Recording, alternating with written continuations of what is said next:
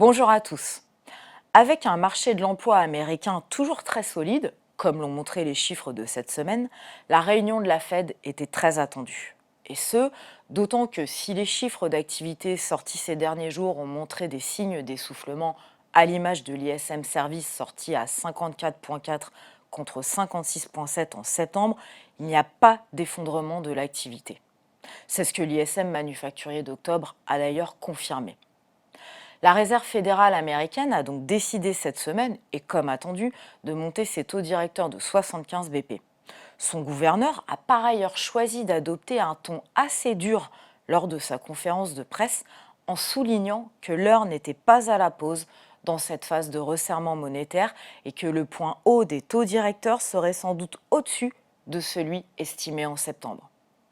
Pas de pivot à l'horizon donc pour Jérôme Powell qui a renvoyé le marché américain dans ses cordes, le S&P 500 perdant 4,6% et le Nasdaq 6,8% cette semaine à jeudi soir.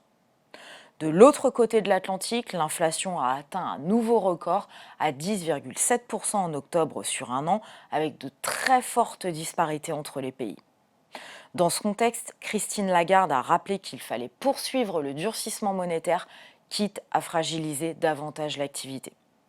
A contrario, la Banque d'Angleterre, et bien qu'elle ait monté ses taux de 75 BP cette semaine comme attendu, a choisi d'indiquer au marché que celui-ci surestimait l'ampleur des hausses à venir. La livre sterling et les taux longs britanniques ont donc souffert cette semaine alors que le gouvernement doit encore présenter son budget le 17 novembre prochain. Au Japon, probablement pour défendre le yen, la Banque centrale a pour la première fois signalé la possibilité de modifier sa politique de contrôle de la courbe des taux dans un futur encore à déterminer. Dans ce contexte, les performances des marchés européens ont été légèrement négatives cette semaine, à moins 0,3 pour le stock 600, et le dollar a repris une dynamique positive contre euro en repassant sous la parité.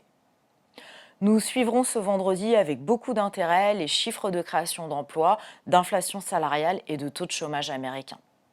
Je vous souhaite à tous un excellent week-end.